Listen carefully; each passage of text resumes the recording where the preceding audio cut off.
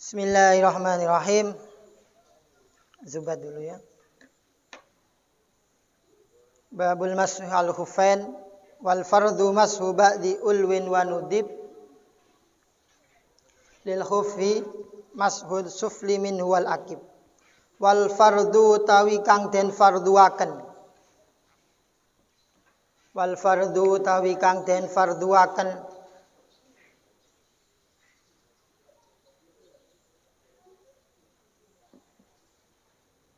Mashu ba'di ulwin iku ngusap setengahe arah ndukure muza. Wal fardu tawi kang den farduaken mashu ba'di ulwin iku ngusap setengahe arah ndukure muza. Wa nudib lan den sunaken lil hufi kaduwe muza. Mashu sufli apa ngusap ngisor minhu saking khuf wal akib lan tungkak. Mashus sufli apa ngusap ngisor minhu saking khuf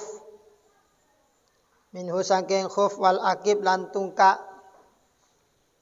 Wa ada musti'abihi wa yukra alusulil khufi wa mashun karoro.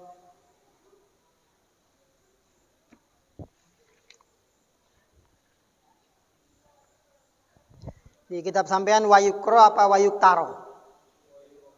Wayukro. Ada nuskha lain wayuktaro. Wa ada musti'abihi lan ora anani ngerataaken. Mashu khuf.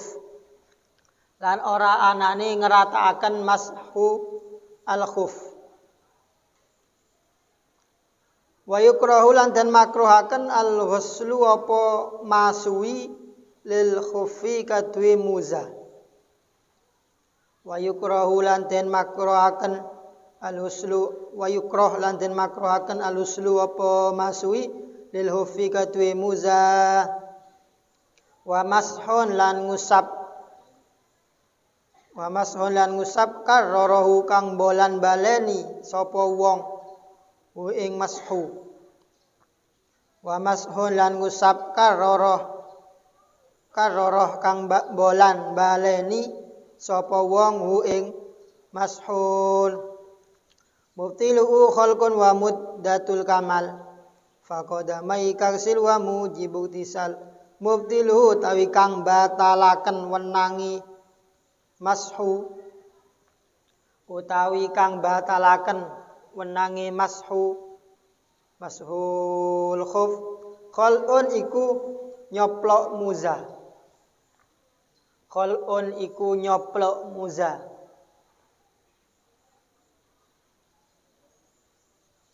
Wa muddatul kamalan tutuke mangsa sempurna. Wa muddatul kamalan tutuke mangsa sempurna faqadamaika maka ing delamaan loro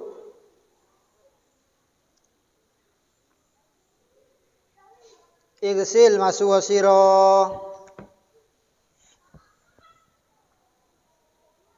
Faqadamaika mangka ing delamaan loro sira igsil masuwa sira. Mangka ing delamaan loro sira igsil masuwa sira. Wa mujibu tisal lan perkara kang majibaken adus. Wa mujibu tisal lan perkara kang majibaken adus. Bismillahirrahmanirrahim. Bab mashu al-khuffain. Di bait sebelumnya dijelaskan bahasanya rukhsah boleh mengusap muza itu masanya adalah 3 hari bagi musafir safar qasrin dan 1 hari bagi mukim. Likulli hadzin yauman wa lailah wal musafir ila salasi. Sekarang menjelaskan fardu. Wal fardu mashu ba'di ulwin. Wal fardu ay al-qadru wajib. Kadar yang wajib untuk diusap itu adalah mengusap bagian atas. Jadi kemarin sudah saya kasih gambarannya muzah. Di muzah itu mirip kayak kaos kaki tapi ya tebal ya. Tapi kayak menurut saya tengah-tengah antara sepatu atau kaos kaki. Ya, gambarnya semen sudah tahu semua, kemarin sudah saya kasih tahu gambarnya. Dan di muzah itu ya, anggap ini muzah ya. Tangannya kaki anggap ya. Dikasih muzah di sini ya. Nah, di sini yang diwajib yang diusap hanya bagian atas. Diusap bukan disiram ya, diusap saja. Nah, itu sudah selesai kewajibannya. Beda dengan membasuh kaki, beda dengan wudu ya. Wudu membasuh kaki yang dibasuh semua kan ya, harus merata, atas, bawah, samping semua. Itu membasuh. Ini mengusap sama kayak kita masuk ba'dirosi. Bukan disiram enggak kan? Cukup kita tangan kita basahin, diginikan sudah cukup. Nah, begitu juga dalam mengusap muzah itu cukup diusap bagian atasnya. Nah, ini sudah wajibnya selesai. Makanya Sayyidina Ali karramallahu wajhahu pernah mengatakan seandainya agama itu pakai akal-akalan, maka niscaya seharusnya yang wajib dibasuh, diusap itu bagian bawah, bukan atas, ya kan?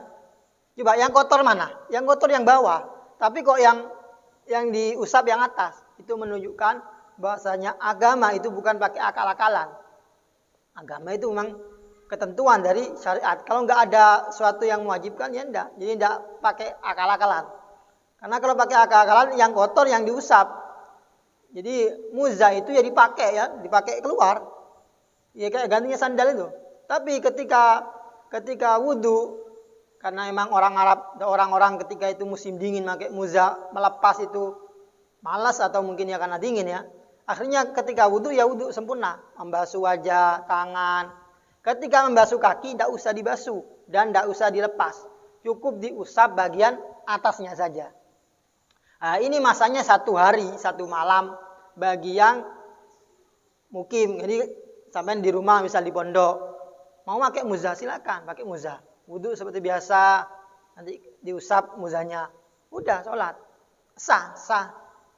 Gak perlu dilepas. Wa nudib dan disunatkan lil khufi bagi muzah mashus sufli minhu wal akib. Jadi yang wajib itu mengusap bagian atas. Yang sunnah itu mengusap bagian bawah. Artinya bagian bawah disertai bagian atas. Ini bagian atas diusap dengan bagian bawah juga. Ini sunnah. Wal akib dan juga tungkaknya atau tumit. Tungkak atau tumit ini juga diusap. Ini sunnah. Kalau bagian bawah saja, tidak usah bagian atas, ya nggak cukup. Kenapa? Karena yang wajib bagian atas. Yang sunnah itu bagian bawah, tapi bagian atas tetap diusap. Ini bukan menghilangkan yang wajib. Termasuk yang sunnah adalah wa'ada musti'abihi. Tidak meratakan. Artinya semua muzah tidak diusap. Hanya sebagian saja. Atau khututon secara bergaris-garis. Bukan semua diusap dari atas sampai bawah, pinggir enggak. Ini juga sunnah. Nah, itu tadi sunnahnya. Di fardunya sudah, yakni mengusap bagian atas. Sunnahnya adalah apa nanti? Mengusap bagian bawah dan juga tumit dan tidak diratakan dalam mengusap. Sekarang makronya. Makronya apa? Wa yukra al-huslu lil khuffi. Makronya adalah membasuh. Kan yang wajib diusap. Misal ada pakai satu canting langsung dibasuh ke muzahnya, makro. Kenapa yang wajib suruh diusap kok dibasuh? Juga akan menimbulkan rusak kepada muzahnya. Kayak sampean sepatu ya, disiram kan rusak kan? Sama muzah juga gitu. Kalau disiram terus maka rusak. Juga makro adalah wa mashun karroro. Mengusapnya diulang-ulangi. Ini makro. Beda dengan membasuh kaki ya. Membasuh kaki kan yang wajib 1, sunat 3 kali. Kalau mengusap muzah enggak. Bukan berarti mengusapnya 3 kali. 1, 2, 3 enggak. Justru kalau 3 kali hukumnya makruh. Jadi tidak sama antara membasuh kaki dengan mengusap muzah. Kalau membasuh itu sunnah 3 kali. Mengusap muzah justru makruh kalau diulang-ulangi. Dibasuh juga makruh. Dan juga sunat tidak diratakan. Beda dengan kaki. Dengan membasuh kaki. Sekarang beralih ke suatu yang membatalkan. Mubtiluhu khol'un. Suatu yang membatalkan mengusap muzah adalah ada 3 di sini. Khol'un apa? Melepas muzah. Yang kedua, wa muddatul kamal. Apa? Masanya sudah habis. Masa mengusapnya sudah sempurna. Berapa masanya? Bagi musafir 3 hari 3 malam. Bagi mukim 1 hari. Ini masanya. Kalau sudah habis masanya maka batal mengusap muzahnya. Yang ketiga adalah mujibu iktisal. Ada perkara yang mewajibkan mandi seperti janabat, haid, nifas. Pokoknya sesuatu yang mewajibkan mandi maka mengusap muzahnya hukumnya batal. Kalau batal gimana? Faqadamaika isil. Maka harus dibasuh kedua telapak kakinya atau kedua kakinya. Jadi yang pertama adalah khul'un ya, melepas muzah. Jadi orang pakai muzah itu kan boleh mengambil rukhsah kalau mukim 1 hari, musafir 3 hari 3 malam. Itu selagi belum dilepas. Jadi 3 hari 3 malam enggak dilepas. Kalau dilepas gimana? Kalau dilepas maka mengusapnya batal. Kalau batal gimana? Ya harus dibasuh. Jadi gini, misal sampean ya pakai muzah dari subuh misal. Wudu yang sempurna terus pakai muzah. Terus sampean wudunya lagi itu sudah boleh diusap saja. Selagi tidak dilepas itu sudah cukup. Wudu lagi misal asar, cukup diusap lagi. Tidak usah dibasuh. Asar, maghrib, tidak apa. Sampai sehari semalam.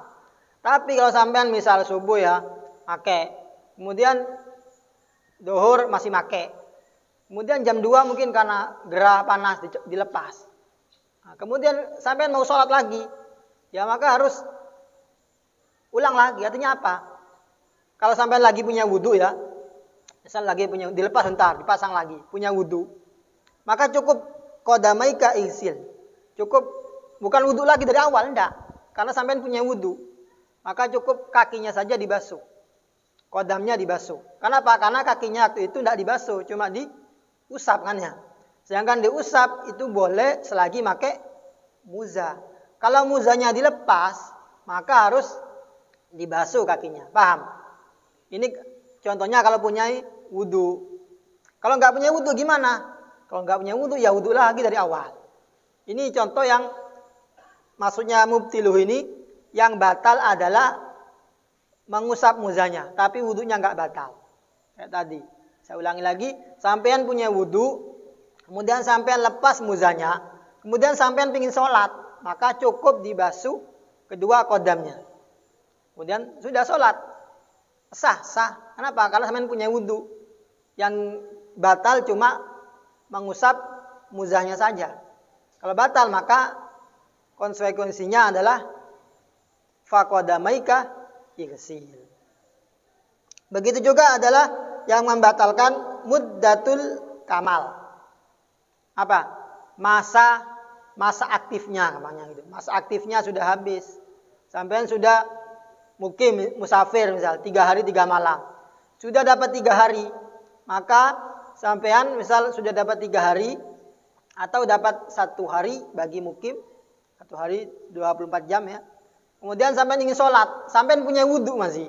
Ya cukup, tinggal dibasuh saja kakinya. Tidak perlu wudu dari awal ulang dah. Selagi punya wudu. Kalau nggak punya wudu ya bukan pembahasan, ya wudu dari awal. Ini pembahasannya punya wudu, tapi mengusap muzahnya batal. Maka sama, kalau sudah masa aktifnya habis, maka faqadamaika isil. Maka 2 qadamnya ini harus dibasuh. Yang ketiga dari yang perkara membatalkan mengusap muzah adalah mujibu ihtisal. Apa mujib ini? Ada suatu yang membatalkan, yang mewajibkan untuk mandi. Sampean mukim 1 hari 1 malam. Masih dapat setengah hari, masih ada masa aktifnya. Artinya masih boleh untuk mengusap muzah. Tapi janabat atau kalau perempuan mungkin haid, wilada, nifas, terserah. Pokoknya suatu yang mewajibkan mandi. Maka gimana? Apakah boleh mandi nanti kakinya cukup diusap? Tidak boleh. Karena mengusap muza itu rukhsah bagi wudu. Kalau mandi ya harus dilepas. Mandi dengan sempurna, dibasuh semuanya. Tidak boleh mandi, kemudian nanti bagian kakinya cukup diusap, bagian atas. Tidak, karena termasuk sesuatu yang membatalkan mengusap muzah. Adalah mujibu iktisal. Apa saja? Ya suatu yang mewajibkan mandi. Janabat, haid, nifas, wiladah, maut juga meninggal. Sini. Fa inna jami'a hadhil umur tujibu nas'al khuf wa waslar rijli. Semua ini, jadi misal janabat, haid ini wajib melepas. Jadi kalau sudah janabat, wajib dilepas muzahnya, kemudian dia membasuh kakinya. Kemudian gimana setelah janabat selesai, pengen memakai lagi, tidak apa-apa. Pengen memakai muzah lagi, suci dulu kakinya, kemudian dipakai muzahnya. Sesuci yang sempurna, dipakai lagi muzahnya. Masa aktifnya dari awal lagi, nol lagi.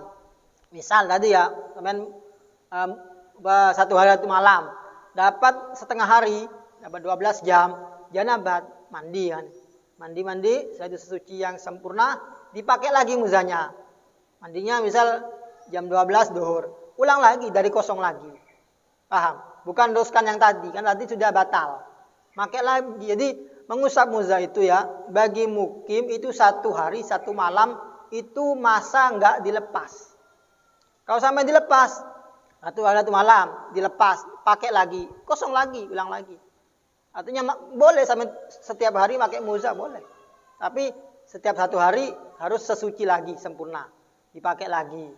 Kemudian sehari lagi dilepas lagi, sesuci lagi yang sempurna. Seperti itu. Yang enggak boleh itu lebih dari sehari. Bisa dipahami? Kalau kalian nanti kalau misal ada muzah atau kalau ketika perjalanan umroh, kalau kira-kira musim dingin, coba cari muzah, dipakai, diniati ngamalkan kitab. Sunnah, apa? Niat mengamalkan kitab. Jadi sampean amal apa yang ada di kitab itu semampu mungkin selagi itu bisa diamalkan atau bahkan disunnahkan untuk diamalkan, amalkan. Sekalipun seumur hidup 1 kali. Yang jelas apa yang bisa diamalkan, diamalkan. Yang sunnah. Kalau yang wajib harus selagi mampu, seperti haji. Kalau sesuatu yang tidak bisa diamalkan atau tidak boleh, jangan diamalkan. Sampai mutola'ah bab hosob ya jangan diamalkan. Mutola'ah bab apa? Bab sarikoh, bab mencuri ya jangan diamalkan. Tapi untuk mengetahui hukumnya saja, hukumnya mencuri gimana, hukumnya wasop seperti apa. Tidak semua apa yang di kitab itu harus diamalkan. Babul istinja. Ini juga istinja. Istinja ini juga sesuatu yang yaumiyah. Jadi seperti pernah saya jelaskan, di fikih itu semuanya urutan. Diurut dari sesuatu yang al-aham. Sesuatu yang terpenting, kemudian yang penting, kemudian yang tidak terlalu penting, urut semua. Nah, dimulai dari toharo, sesuci. Kenapa? Setiap hari kita pasti sesuci. Kayak istinja ini. Setiap hari kita pasti istinja. Ada seorang sehari semalam tidak istinja. Kayaknya tidak mungkin, tidak kencing, tidak qatil hajah. Sehari semalam pasti. Ya, wudu pasti. Setiap hari pasti wudu, sholat, urut. Bab wudu, bab sholat, kemudian bab siyam. Siyam agak ke belakang. Kenapa? Karena siyam enggak setiap hari. Puasa itu enggak. Coba sambil perhatikan, kalau perhatian runtutan fikih, kitab apa saja itu hampir mirip. Semua hampir mirip. Paling cuma bedanya kalau kitab ini pakai kitabu. Kalau yang kitab lain pakai apa? Kadang enggak pakai kitab atau bab. Atau enggak pakai bab, pakai fasal kadangnya. Ada yang kadang seperti Fatmu'in mas'alatun gitu. Ya beda-beda cuma segitunya. Runtutannya hampir sama. Di belakang bab muamalah, tambah belakang lagi bab apa? Bab nikah dulu ya, bab nikah, bab muamalat, paling belakang bab jinayat. Belakang lagi bab diakhiri dengan bab etik, bab memerdekakan budak. Kenapa? Karena sudah jarang, sangat jarang. Bahkan sekalipun punya budak ya juga belum tentu dia itik. Jadi mungkin seumur hidup sekali atau bahkan nggak pernah. Makanya taruh di paling belakang. Nah, kita dalam mencari ilmu juga seperti itu. Harus mencari ilmu yang terpenting dulu. Boleh kita mencari ilmu semua ilmu boleh. Cuma kita yang penting itu harus dikuasai dulu. Jangan ilmu yang umum, pengen jago matematika, pengen jago bahasa Inggris. Tapi wudhu tidak tahu, sholat tidak tahu. Ini jangan. Fokus dulu yang wajib dulu, wudhu semua tahu. Terserah sampai mau menguasai bahasa Inggris, bahasa Arab, bahasa Mandarin, tidak apa-apa. Lebih baik, lebih banyak ilmu, lebih baik. Tapi kalau kiranya itu menghilangkan fokus, tidak. Sampai cari yang terpenting dulu, yang wajib dulu. Yang wajib itu juga dibagi. Ada yang wajib yaumiyah, ada yang syahriah, ada yang cuma tahunan. Ya, cari yang yaumiyah dulu. Kuasai dulu bab wudu, bab sholat. Sudah menguasai baru puasa. Kalau menjelang puasa seperti sekarang ini kurang 3 bulan lagi mungkin mulai pelajari bab puasa. Sa'ban, Rajab, harus sebelum pulang harus menguasai bab puasa. Jangan sampai puasa tidak tahu mana yang batal, tidak tahu mana yang wajib. Jangan puasa nggak pakai niat. Ya kalau ikut tarawih, kalau nggak ikut tarawih nggak niat misal. Eman dapat laparnya saja. Babul istinja, wallahu a'lam bishawab. Semoga bermanfaat. Ala diniyah wa ala kulli niyatin shalihah. Bisyafaati Rasulillah. Lamul Fatihah. Bismillahirrahmanirrahim. Maliki yaumiddin. Iyyaka na'budu wa iyyaka nasta'in. Ihdinas siratal mustaqim. Shiratal ladzina an'amta 'alaihim ghairil maghdubi 'alaihim waladdallin. Amin.